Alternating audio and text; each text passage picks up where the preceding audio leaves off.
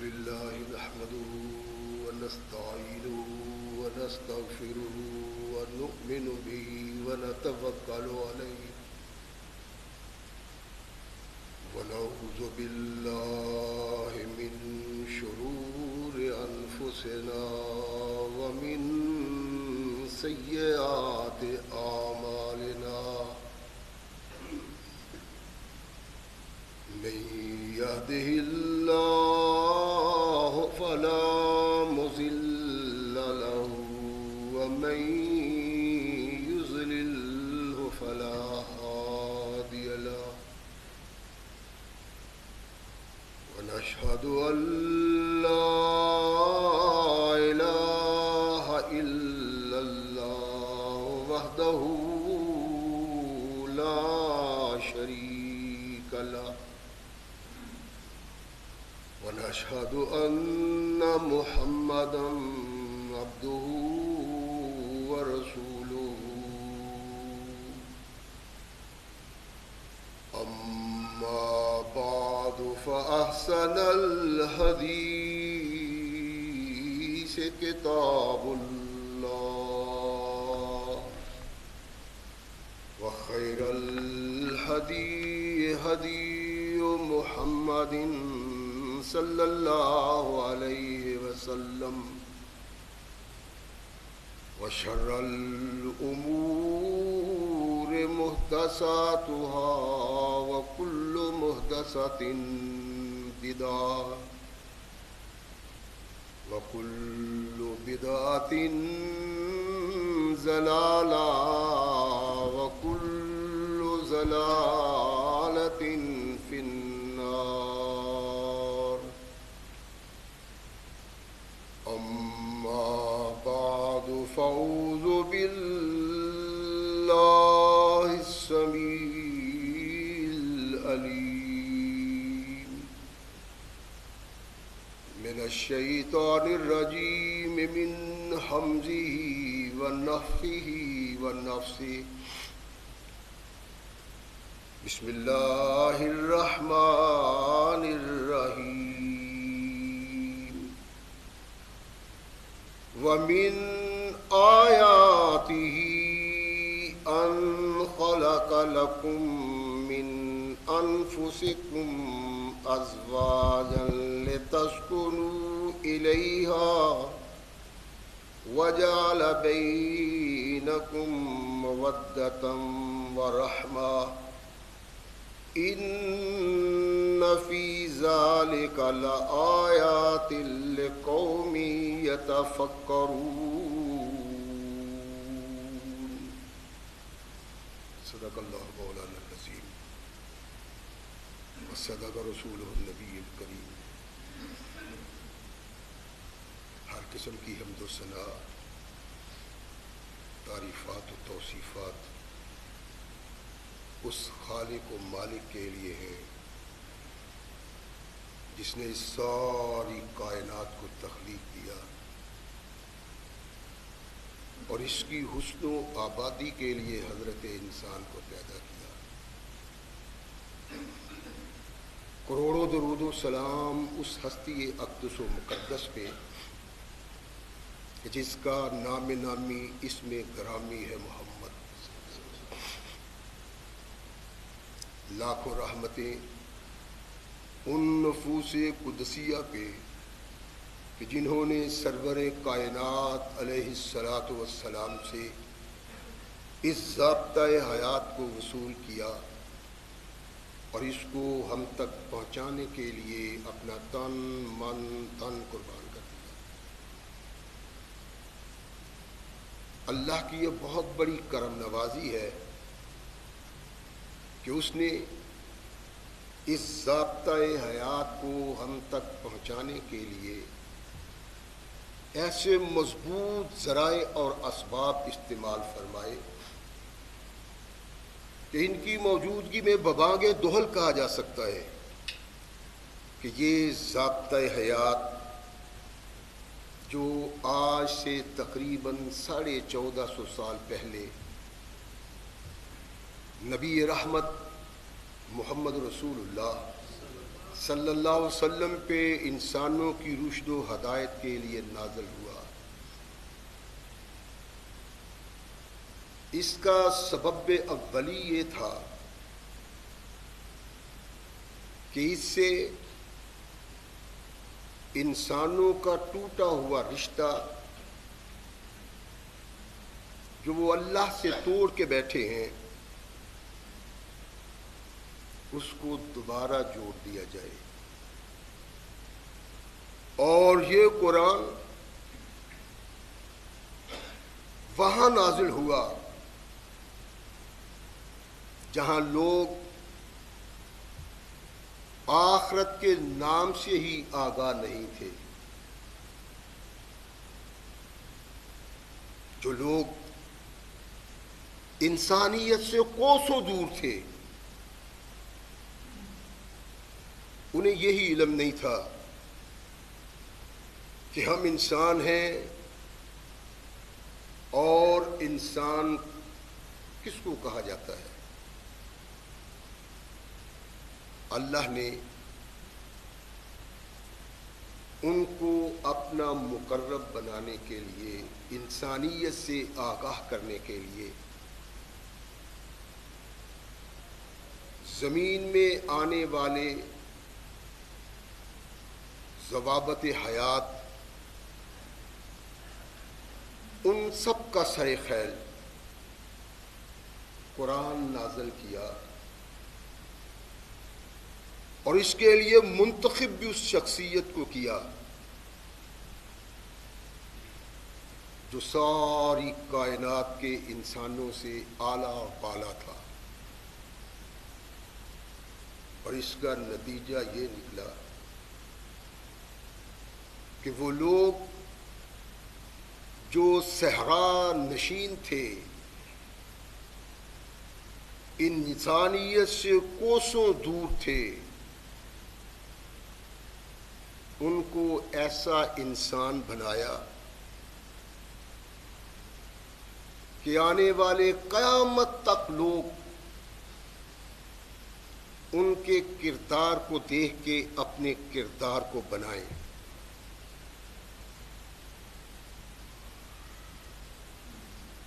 اور یہ ایک حقیقت ہے جس کا میں بارہا تذکرہ کرتا رہا ہوں کہ بابا کے ہاں سے کون لایا، جس نے پایا یہیں سے پایا۔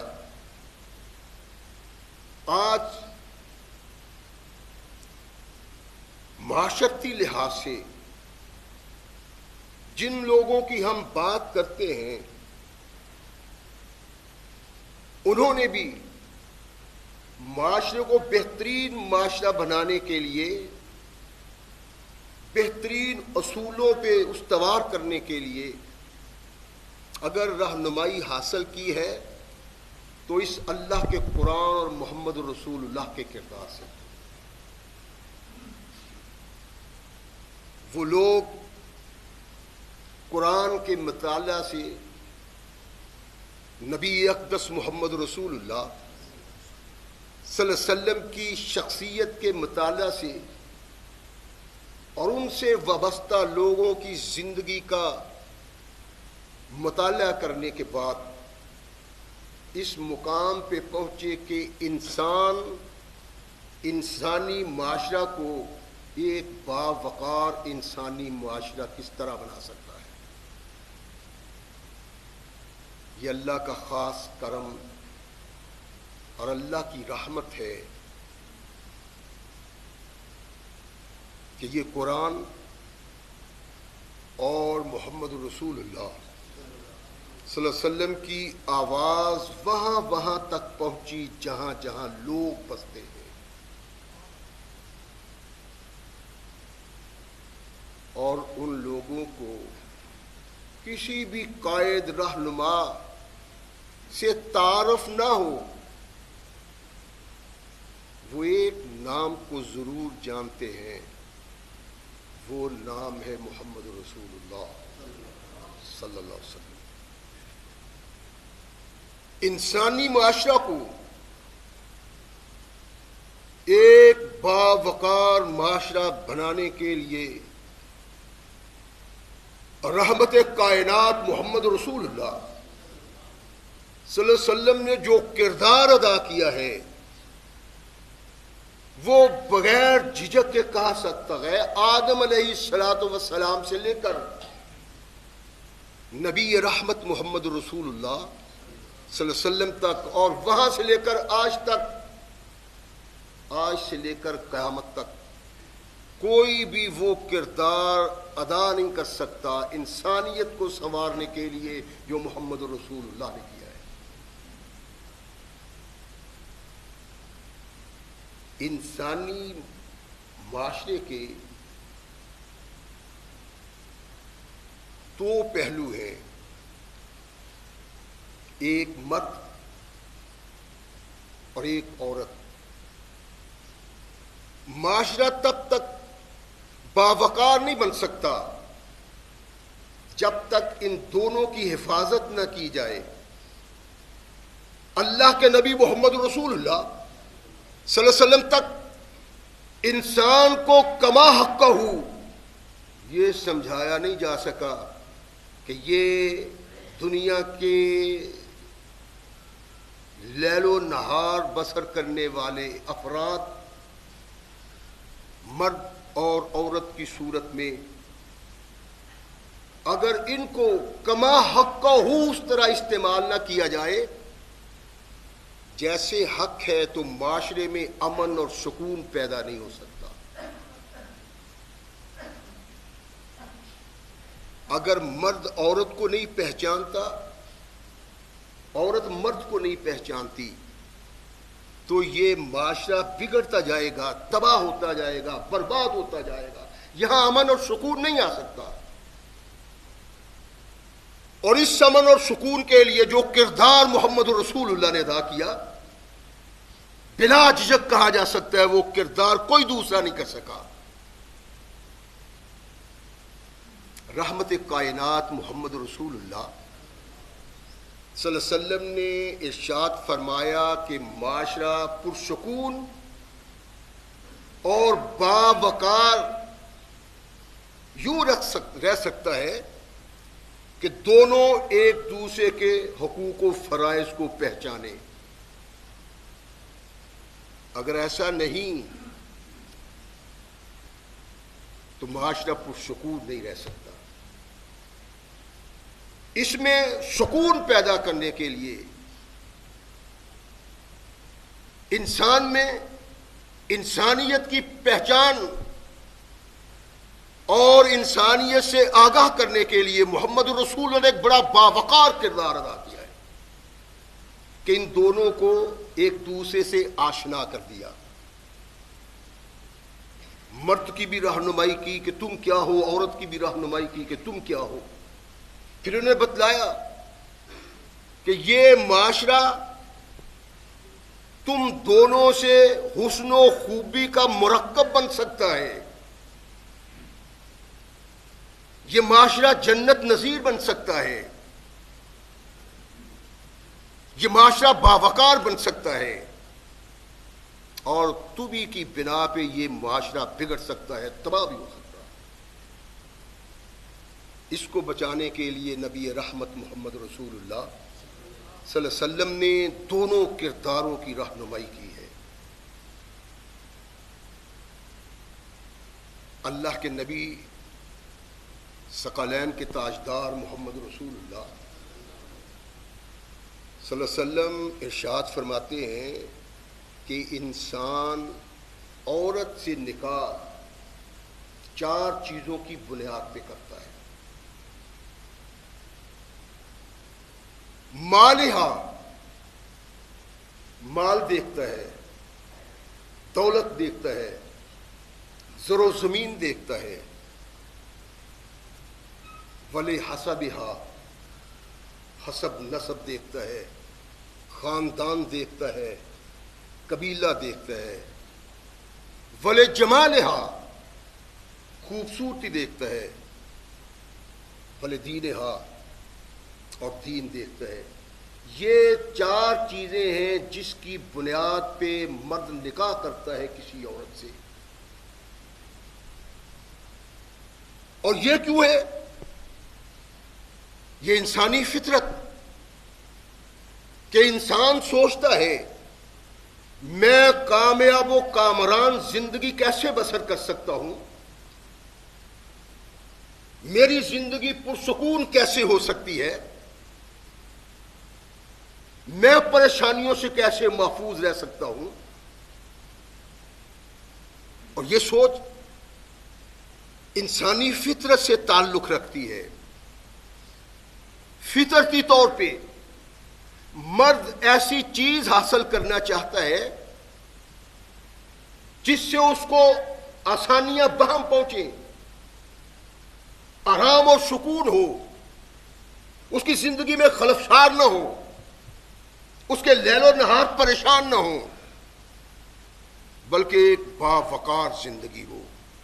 اس باوقار زندگی کو بسر کرنے کے لیے اپنا ساتھی، اپنا شریک حیات اگر ڈھونڈتا ہے تو یہ 4 چیزیں دیکھتا ہے.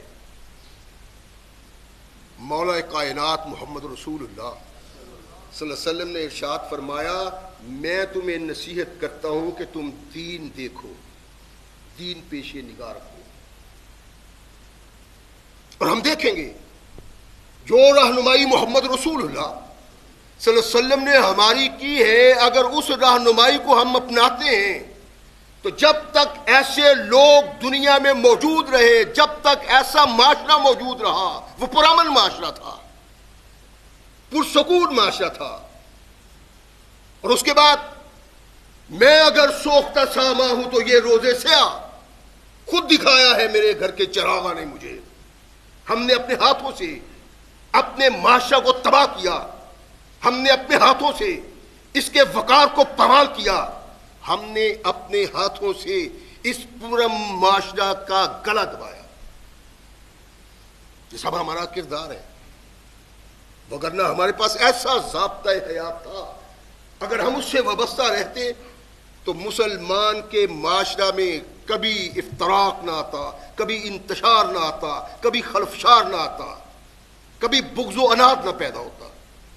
یہ اس لیے پیدا ہوا کہ ہم نے اس ضابطۂ حیات سے جس نے صحرا کے ڈاکوؤں میں وہ امن اور سکون پیدا کیا کہ ان کے بعد تاریخ آج تک اس امن کو ڈھونڈ رہی ہے اور قیامت تک ڈھونڈتی رہے گی. وہ امن نہیں مل سکتا جب تک وہ کردار نہ بنایا جائے، جب تک وہ اصول نہ اپنائے جائیں، جب تک اس دستور کے ساتھ وابستہ نہ ہوا جائے. اور وہ دستور اور صاحب حامل دستور انسان کی رہنمائی اس سلسلہ میں ایسے کرتا ہے کہ اگر انسان اس سے وابستہ ہو جائے، حفظ جا بنا لے، تو اس کا معاشرہ کبھی بھی افتراق کا شکار نہیں ہوتا، کبھی بھی بے سکون نہیں ہوتا. اللہ کے نبی علیہ الصلوۃ والسلام نے ارشاد فرمایا کہ ہر انسان کی خواہش ہے، ہر مرد کی خواہش ہے، ہر کوئی چاہتا ہے اس دنیا میں کامیابی و کامرانی، عزت و وقار کی زندگی، صاحب حیثیت ہو. فرمایا دنیا زندگی کا متاع ہے، کوئی فائدہ ہے، سامان ہے. رحمت کائنات محمد رسول اللہ صلی اللہ علیہ وسلم میں ارشاد فرماتے ہیں اور فرمایا بہترین متاع المرأۃ الصالحہ، نیک عورت ہے، پاک باز عورت ہے، صحیح العقیدہ مسلمان عورت ہے. فرمایا جس نے یہ پا لیا اس نے دنیا کا عظیم متاع پا لیا. میں نے، آپ نے، ہر ایک نے اپنی فطرت کے مطابق رشتہ ڈھونڈنا چاہا اور رشتہ ڈھونڈا. یہ فطرت کا تقاضا تھا. مرد نے اس کے مطابق سب کچھ کیا ہے. اگر میری کوئی فطرت اللہ نے بنائی ہے تو کیا عورت کی فطرت اللہ نے نہیں بنائی؟ میں اپنی فطرت کے تقاضوں کے تحت چھان بین کرتا ہوں، باریک بینی سے کام لیتا ہوں اپنے سکون کے لیے، امن کے لیے.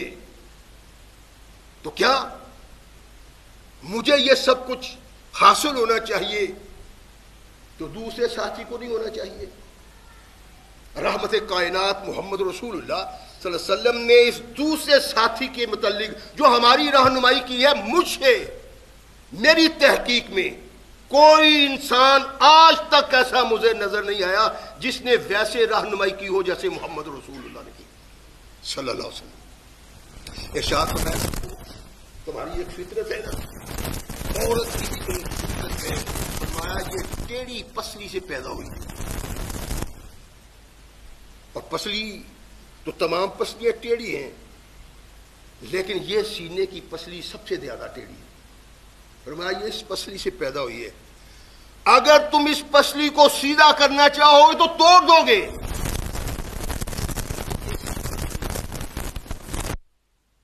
اگر تم عقل و شعور سے کام لو، فہم و فراست سے کام لو، دانائی سے کام لو، اس ٹیڑھی پسلی سے بھی تم سکون حاصل کر سکتے ہو۔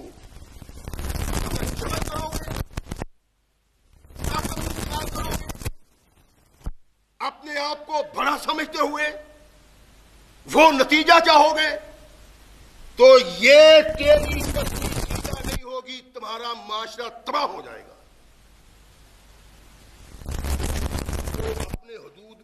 اپنے حدود میں محمد رسول اللہ صلی اللہ علیہ وسلم نے ارشاد فرمایا رہیں گے اور اس کردار کو اپنائیں گے جس کردار کی ان کی رہنمائی کی گئی ہے، تو معاشرہ پرسکون رہے گا، معاشرہ کے امن رہے گا۔ لیکن اگر انہوں نے اپنے اپنے حقوق و فرائض نہ پہچانے تو جو بھی ظلم کرے گا، زیادتی کرے گا، حد سے بڑھے گا، وہ معاشرے کی تباہی کا سبب بنے گا۔ رحمت کائنات محمد رسول اللہ صلی اللہ علیہ وسلم نے بڑا واز کیا صحابہ کو کہ دیکھو، عورت کے ساتھ زیادتی نہیں کرنی، مار دھار نہیں کرنی، ظلم اور جبر نہیں کرنا، سختی سے اپنی بات نہیں بنوانی، حکمت اپنی سے پیار کرو، محبت کرو، اپنے کردار سے اپنی طرف راغب کرو۔ اللہ کے نبی واز کرتے ہیں تو عرب کے اس دور میں جو معاشرہ ایسے افراد پر مشتمل تھا جو انانیت کا شکار تھا کہ میرے علاوہ بھی کوئی، اس معاشرہ میں نبی رحمت محمد رسول اللہ صلی اللہ علیہ وسلم نے عورت کی حمایت شروع کی۔ اللہ کے نبی اس کی طرف سے سینہ سپر ہوئے تو عورت تھوڑی سی بے قابو ہونا شروع ہوئی۔ ان کے نقطہ نگاہ سے جو عورت کو اپنے پاؤں کی جوتی تصور کرتے تھے، جن کے نزدیک ماں کی کوئی حیثیت نہیں، بیوی کی کوئی حیثیت نہیں، بیٹی کی کوئی حیثیت نہیں، سیدنا فاروق اعظم رضی اللہ تعالیٰ عنہ نے رحمت کائنات محمد رسول اللہ صلی اللہ علیہ وسلم سے عرض کیا، کوئی کامی جرت کرتا تھا اللہ کے نبی محمد رسول اللہ سے رہنمائی لینے کے لیے بات کرتے ہوئے اس معاملہ میں جس معاملہ میں رسول ثقلین کی رہنمائی سامنے آ گئی۔ فاروق اعظم عرض کرتے ہیں اللہ کے نبی، عورت کوئی زیادہ ہی باغی ہو گئی ہے، نافرمان بن گئی ہے، یہ تو بات سنتی نہیں، آپ نے اس کو کہاں تک پہنچا دیا ہے؟ مہربانی فرمائیں تھوڑا سا اس کو سیدھا کرنے کے لیے اجازت دیجیے۔ غور فرمائیں فاروق اعظم کے ان الفاظ پہ۔ رحمت کائنات محمد رسول اللہ صلی اللہ علیہ وسلم کی بات سن رہے ہیں، اور یہ ایک ایسی حقیقت ہے جس کا انکار نہیں کیا جا سکتا۔ بحیثیت انسان فاروق اعظم اسلام کے سلسلہ میں، محمد رسول اللہ کے سلسلہ میں ایسے سخت ہیں کہ اس کے خلاف کوئی بھی قدم برداشت نہیں کرتا۔ اب اور حدود و قانون سے باہر نکلنے کی کوشش جو قرآن کہتا ہے اور جو محمد رسول اللہ نے، اللہ کے نبی یہ تو بہت معاملہ آگے بڑھ چکا ہے. فرمایا اچھا زجر و توبیخ ایسی نافرمانی کرتی ہے جس سے دین پہ حرف آئے، تمہاری غیرت پہ حرف آئے، تمہاری شخصیت پہ حرف آئے، تھوڑا سا سمجھانے کے لیے زجر و توبیخ کر لیا کرو. اور یہ تو انسانی فطرت ہے، جب اس کو تھوڑا سا اختیار ملتا ہے تو پھر وہ بہت زیادہ استعمال کرتا ہے. سیدنا فاروق اعظم رضی اللہ عنہ نے صحابہ کو اس بات کے لیے تیار کیا کہ اگر اونچ نیچ ہوتی ہے تو ان کو پھر ویسے ہی سیدھا کرنا چاہیے جیسے زمانہ جاہلیت میں سیدھا کیا جاتا. اللہ کے نبی کی تھوڑی سی اجازت پہ صحابہ نے اپنی بیویوں کو مار ٹھیک ٹھاک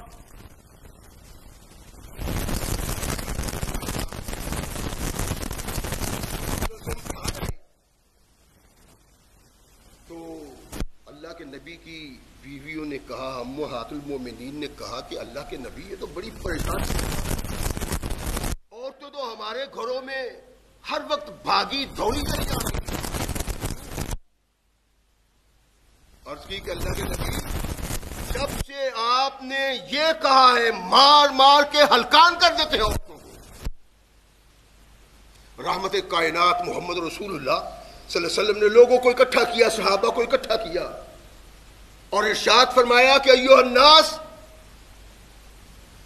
محمد کے گھر والوں میں عورتیں بھاگ بھاگ کے دوڑ دوڑ کے آ رہی ہیں، شکوہ کرتی ہیں، شکایت کرتی ہیں تمہارا، تم ان پہ ظلم کرتے ہو، زیادتی کرتے ہو، مار دھاڑ کرتے ہو.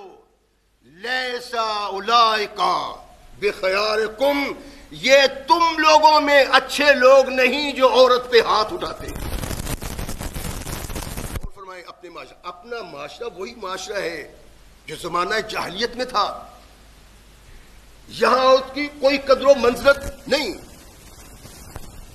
اگرچہ سارا کفر اس بات کے لیے متحد ہے کہ مسلمان عورتوں کو بھی گائے اور بھینسیں بنا دیا جائے، لیکن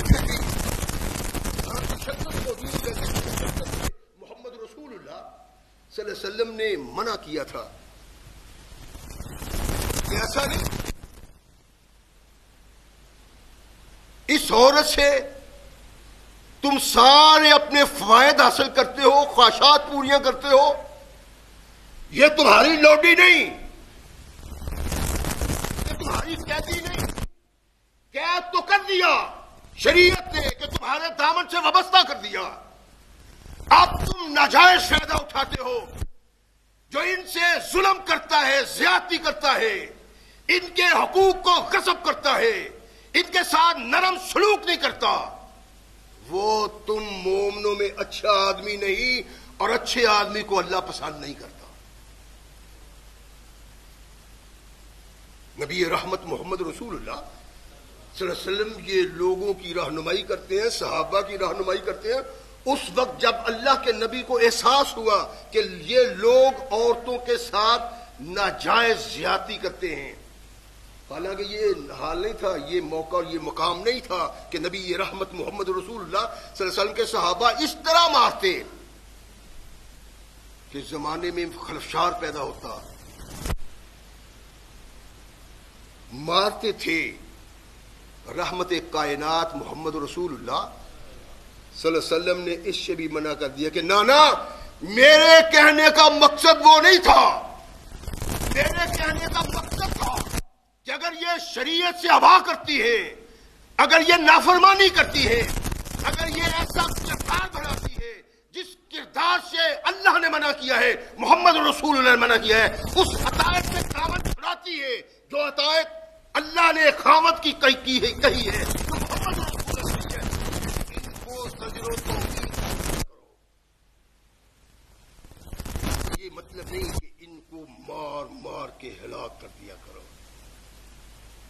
رحمت کائنات محمد رسول اللہ صلی اللہ علیہ وسلم نے صحابہ کی رہنمائی اس انداز سے کی کہ اس انداز کو آدمی اگر بیان کرتا ہے اور اس کے دل میں اللہ کا خوف ہے، سننے والا بھی اللہ کے نبی محمد رسول اللہ کا محبوب ہے، مطیع و منقاد ہے، اطاعت شعار ہے، تو پھر اس کے دل میں وہ شمع روشن ہوتی ہے کہ جس سے پورا معاشرہ روشن ہو جاتا ہے۔ رحمت کائنات محمد رسول اللہ صلی اللہ علیہ وسلم نے اس عبادت کو بھی پسند نہیں کیا جس عبادت کی بنا پہ عورت کے حقوق کو ادا نہ کیا جائے اور وہ محروم ہو جائے اپنے حق سے۔ عبادت، ریاضت نہ اللہ پسند کرتا ہے نہ رسول نے پسند کی جس عبادت اور ریاضت کی بنا پہ عورت اپنے حقوق سے محروم ہو جاتی ہے۔ اپنے معاشرہ کو بہترین اور باوقار معاشرہ بنانے کے لیے ہمیں محمد رسول اللہ کی طرف دیکھنا پڑے گا، اور اس معاشرہ کی طرف جو معاشرہ انانیت کے شکار لوگوں پر مشتمل تھا، جو اپنے علاوہ کسی کو کچھ سمجھتے نہیں تھے، جو چھوٹی چھوٹی باتوں پہ گلیاں اور بازار خون سے سرخ کر دیتے تھے، ان لوگوں کو رحمت کائنات محمد رسول اللہ صلی اللہ علیہ وسلم نے دس دیا، قرآن سنایا، اپنا کردار پیش کیا، تو وہ انسانیت کے نگہبان بن گئے۔ اللہ کے نبی انسان کو آخرت کو محفوظ کرنے کی سوچ دیتے تھے اور یوں بیان کرتے تھے کہ صحابہ بعض اوقات سب کچھ چھوڑ دیتے تھے، صرف اللہ اللہ، بلکہ کچھ صحابہ نے یہ چاہا کہ ہمیں مردانگی ہی ختم کر دینی چاہیے، اس کی وجہ سے ہم کما حق کا ہوں اللہ کی عبادت نہیں کر سکتے، ریاضت نہیں کر سکتے۔ اللہ کے نبی محمد رسول اللہ نے معاشرے کو اس مقام تک پہنچا دیا، لیکن ایسا عبادت گزار جو عبادت تو کرتا ہے، دن رات اللہ کی تحمید کرتا ہے، تمجید کرتا ہے، تسبیح کہتا ہے، تحلیل کرتا ہے، اللہ نے اس کو پسند کرتے۔ اگر اس کی بیوی اپنے حقوق کے محروم ہو جاتی، رحمت کائنات محمد رسول اللہ صلی اللہ علیہ وسلم نے مدینہ میں بھائی چارہ قائم کیا تھا کچھ لوگوں میں، مدینہ کے انصار اور مکہ کے مہاجر بڑی محبت اور پیار سے وہ لوگ رہتے تھے۔ میں نے ایک خطبہ جمعہ میں عرض کیا تھا کہ کس طرح انصار نے قربانی دی نبی رحمت کے ان ساتھیوں کے ساتھ جن کو مہاجر کہتے ہیں۔ اللہ کے نبی نے ابو دردہ اور سلمان میں بھائی چارہ قائم کیا، اور یہ وہ وقت تھا جب پردے کے احکامات نہیں آئے تھے، ہر کوئی ہر ایک کے گھر بے دریغ چلا جاتا تھا، اور پھر جن کو بھائی چارہ میں اللہ کے نبی محمد رسول اللہ نے منسلک کر دیا، وہاں کوئی روک ٹوک نہیں تھی۔ ایک دن سلمان رضی اللہ تعالی عنہ اپنے بھائی کے گھر گئے، ام دردہ کو دیکھا جس حال میں تھی، ماں شان ہو کے یہ تو نے کیا حال بنا رکھا ہے، وہ خاموش ہے، اور اس کا سبب کیا ہے؟ کہنے لگی بھائی اس کا سبب یہ ہے کہ تمہارے بھائی کو سوائے عبادت اور ریاضت کے دوسرا کام آتا ہی کوئی نہیں ہے، تو کیا کروں، کہاں جاؤں؟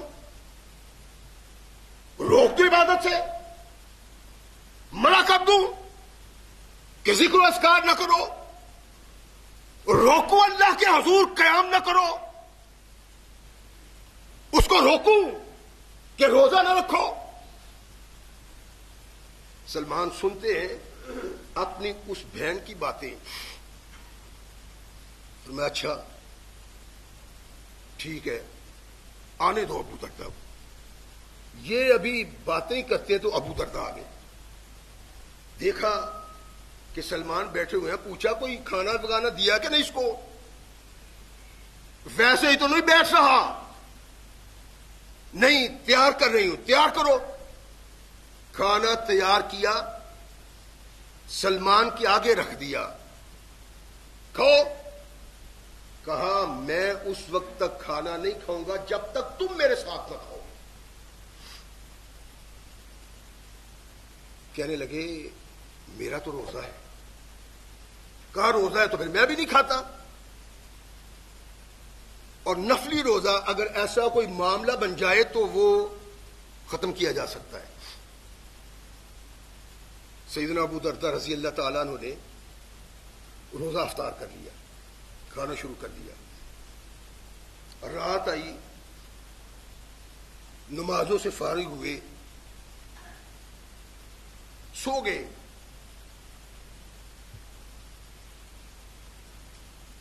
تھوڑا عرصہ سوئے تو ابو دردہ اٹھے. فرمایا سو جاؤ, اتنی جلدی کیا ہے؟ سو گئے. آدھی رات سے گزر گئی رات تو سلمان کہتے اٹھو اب اللہ کی عبادت کرتے ہیں. اٹھے, اللہ کی عبادت میں مشغول ہو گئے. جب عبادت سے فارغ ہوئے تو سلمان کہتے ہیں ابو دردہ فاتح کل ذی حق حقہ, ہر حقدار کو اس کا حق ملنا چاہیے. ایسا تصور رب نے نہیں لیا, رسول نے نہیں لیا جس کو تم اپنائے ہوئے ہو. اللہ کا حق ہے, انسان کو عبادت کرنی چاہیے, ریاضت کرنی چاہیے, رات کو رب کے حضور کھڑا ہونا چاہیے, لیکن صرف انسان پہ اللہ ہی کا حق نہیں, دوسروں کا بھی حق ہے.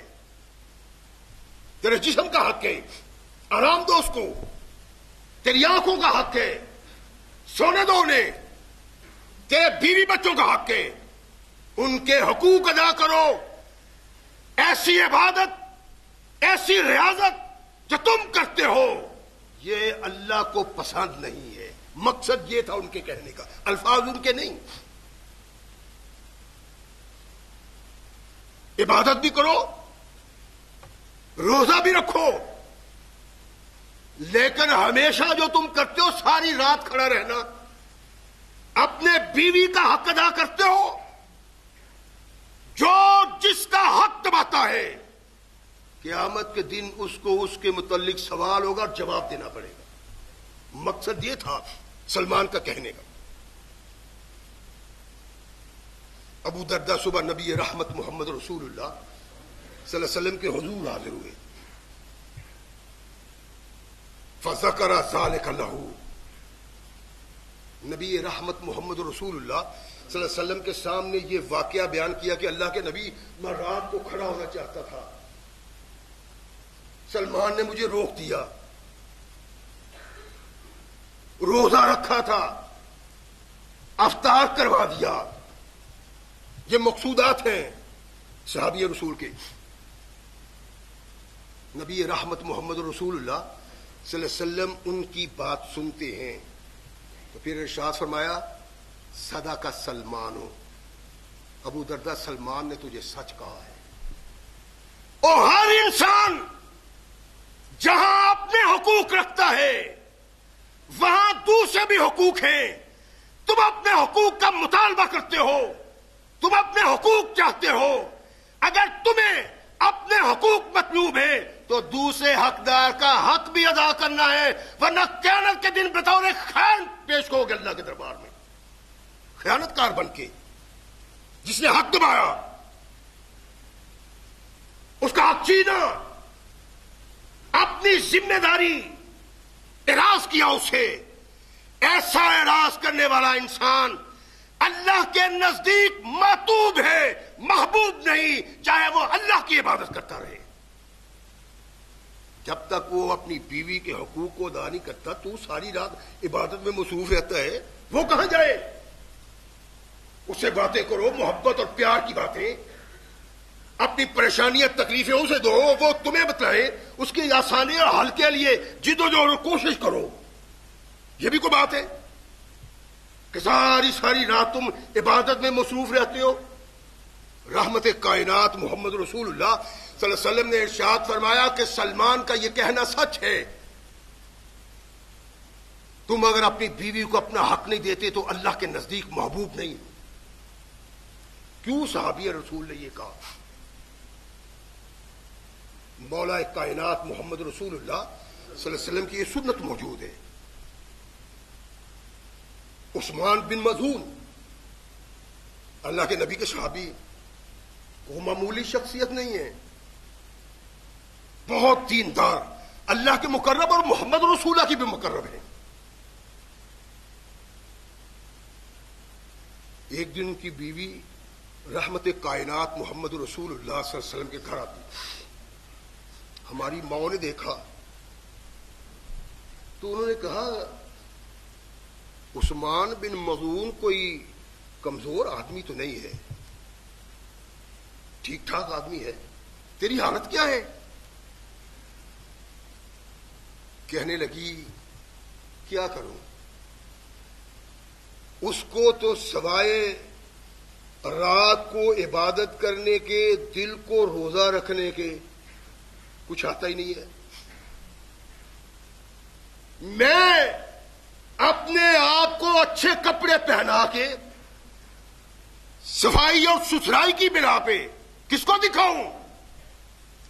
جس کو دکھانا مقصود ہے وہ ایک نگاہ اٹھا کے میری طرف نہیں دیکھتا، وہ تو مصروف عبادت ہے، وہ تو مصروف ریاضت ہے۔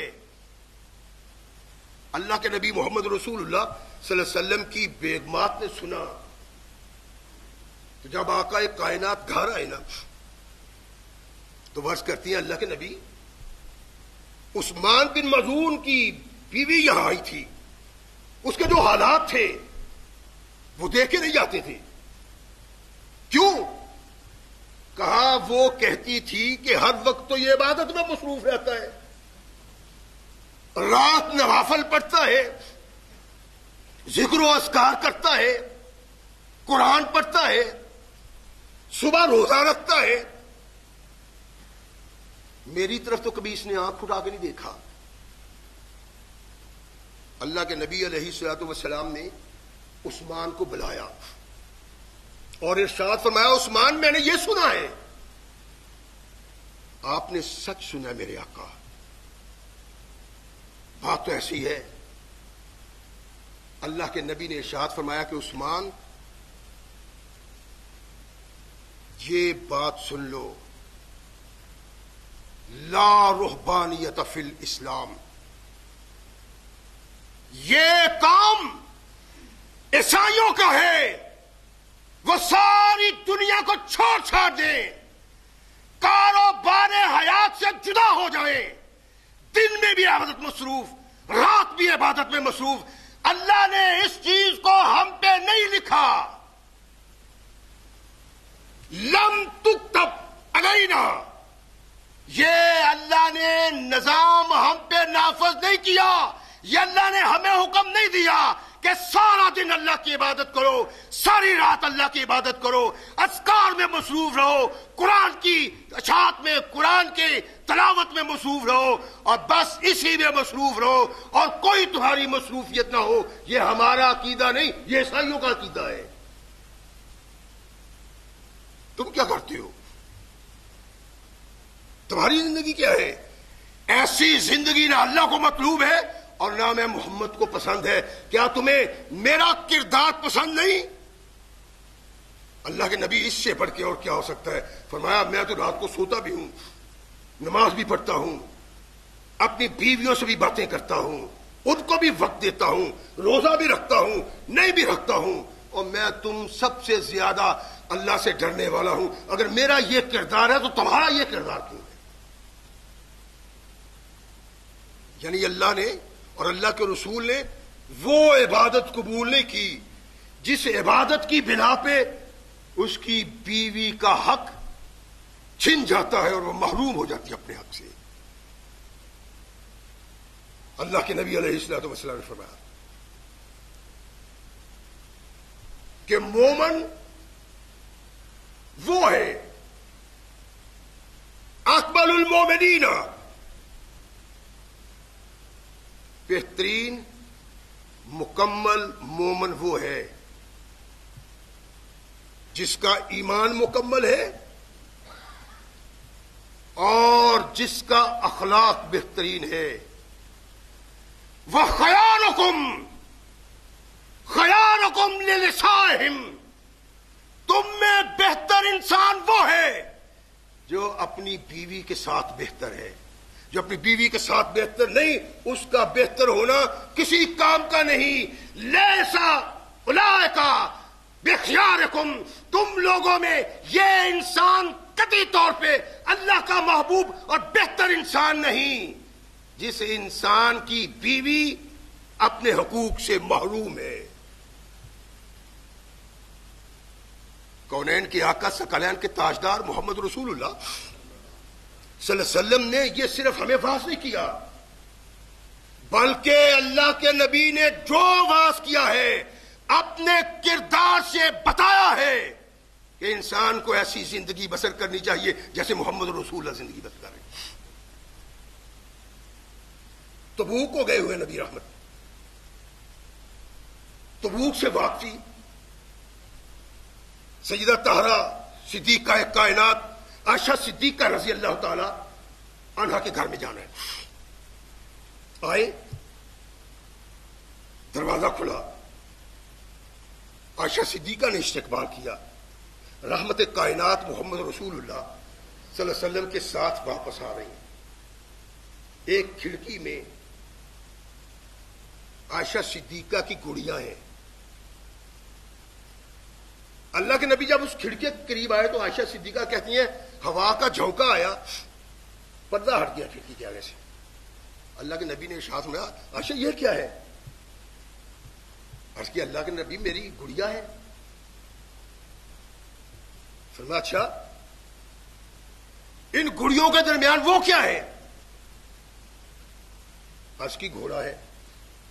بات سنیں، جب تک کردار وہ نہ ہوا، جب تک لیل و نہار وہ نہ ہوئے، جب تک سوچ وہ نہ ہوئی، تب تک سکون زمانے میں قطع نہیں آ سکتا. سکون تب آئے گا جب اپنی زندگی میں محمد رسول اللہ کا کردار اپنائیں گے. لڑائی لڑ کے آ رہے ہیں، تبوک سے واپسی. یہ کیا ہے؟ بچپن کے کھلونے سنبھالے ہوئے ام المومنین نے. اللہ کے نبی میری گڑیاں ہیں. فرمایا اچھا تو یہ درمیان میں کیا ہے؟ عرض کی اللہ کے نبی گھوڑا ہے. غور فرمائے ذرا، اگر ہم تھکے ہارے باہر سے آئیں، لڑائی لڑ کے نہیں، دور دراز کا سفر کر کے نہیں، کیا ہم ایسے ہی اپنی بیویوں سے باتیں کرتے؟ ذرا بیوی نے ایک سے دوسری بات نہیں کی، جھاڑ کے پیچھے ہٹ جاؤ، تجھے پتا نہیں سفر کر کے آؤں، پریشان ہوں، تھکا ہوا ہوں. آج کے اللہ کے نبی یہ گھوڑا ہے. نبی رحمت محمد رسول اللہ مسکرائے، ہماری ماں کی طرف دیکھ کے، اپنی بیوی کی طرف دیکھ کے ارشاد فرمایا عائشہ گھوڑا؟ ہاں اللہ کے نبی. تو کہا یہ اس کے اوپر کیا ہے؟ یہ اللہ کے نبی پر ہے. اور فرمایا عائشہ کا بھی پر والا گھوڑا بھی ہوا ہے. کہتی ہے میں نے عرض کیا اللہ کے نبی آپ نے سنا نہیں کہ سلیمان علیہ السلام کے گھوڑوں میں ایک پر والا بھی گھوڑا تھا؟ اللہ کے نبی سن کے وہ کہتے ہیں اس طرح ہنسے کہ نبی کائنات محمد رسول اللہ کی پچھلی داڑھیں بھی نظر آنی شروع ہوئی. کونین کے آقا محمد رسول اللہ کبھی نہیں ایسے دیکھی، صرف مسکرایا کرتے تھے. اپنی بیوی کے اس جواب کو دیکھ کے، اس کی حاضر جوابی پہ اس کو داد دی محمد رسول اللہ نے. مسکرا کے نہیں، ہنس کے، اور ایسا ہنسے آج تک محمد رسول اللہ ایسا ہنسے ہی نہیں تھے. جس بیوی کے ساتھ خامد یہ کرتا ہے وہ بیوی کیسی ہوگی، کیا سوچ ہوگی اس میں؟ اور اللہ کے بندو، ہمارا معاشرہ تباہی کے گھاٹ اس لیے اتر رہا ہے کہ زمانے کے دو کردار، معاشرے کے بنیادی کردار، ان میں اتفاق نہیں ہے، ان میں پیار نہیں ہے، ان میں یکسوئی نہیں ہے. کبھی میں جابر ہوں، کبھی وہ جابر ہے. اس کو اللہ پسند نہیں کرتا.